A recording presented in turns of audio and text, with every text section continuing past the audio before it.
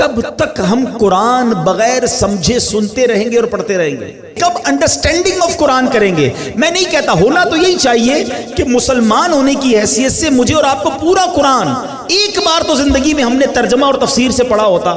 یار کم از کم یہ تو ہو سکتا ہے نا، جتنا نماز میں قرآن پڑھتے ہیں اتنا تو سمجھ لیتے، اس کو تو انڈرسٹینڈ کر لیتے، قرآن کی چند مشہور سورتوں کا معنی تو پتا ہوتا۔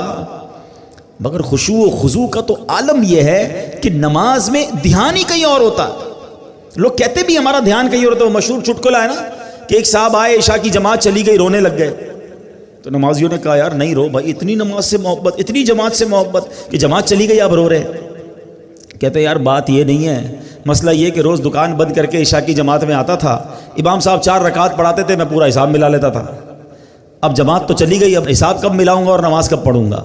ایکچولی نماز کیا ہے؟ اللہ کی بارگاہ میں حاضری ہے۔ آپ کسی بہت بڑی شخصیت کے پاس، بڑے سیٹھ کے پاس، جس کے پاس آپ کی فائل رکی ہوئی ہو، اس افسر کے پاس جائیں تو دھیان کدھر ہوتا ہے؟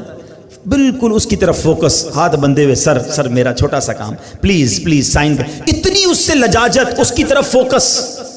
اور خدائے احکم الحاکمین کے دربار میں آنا ہے، دھیان کہیں اور ہے، سوچ کہیں اور ہے۔ خود سوچو، شرم آنی چاہیے۔ جس کا نماز میں دھیان کہیں اور ہوتا ہے اس کو خود ہی اپنے آپ سے شرم آنی چاہیے، اور یہ شرم ہی، یہ گلٹی ہی تمہیں دھیان دلا دے گی، تمہیں خشوع دلا دے گی۔ اور دوسری بات کہ آپ ایٹ لیسٹ کم از کم 30واں پارہ ترجمہ تفسیر سے 2-3 بار پڑھ لیں، جب پتہ چلے گا نا کہ آپ بات کیا کر رہے ہو۔ الحمدللہ رب العالمین الرحمن الرحیم مالک یوم الدین، اب آپ قرآن کے ساتھ ہوں گے، نور کے دریا میں تیر رہے ہوں گے، رحمان کی بات ہو رہی ہے، رحیم کی بات ہو رہی ہے، اب اللہ سے التجا ہو رہی ہے، ایاک نعبد و ایاک نستعین، اے اللہ ہم تیری ہی عبادت کرتے ہیں، تجھی سے مدد چاہتے ہیں، اب آگے چلیں گے، اے اللہ اس راستے پر چلا دے جو تیرے پسندیدہ بندوں کا راستہ ہے، اس راستے سے بچا لے جو تیرے غضب والوں کا راستہ ہے۔ اب جناب رحمت کی آیتیں آئیں گی، دل جھومنے لگے گا، عذاب کی آیتیں آئیں گی، آنسو بہنے لگیں گے۔ واللہ میری بات کو سمجھ لو، جس کو قرآن سمجھ آنے لگ گیا نا،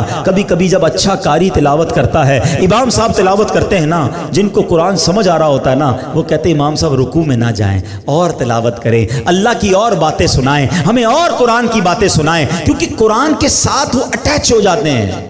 لیکن جس کو انڈرسٹینڈنگ ہی نہیں ہے اس کو کیا فائدہ ہوگا؟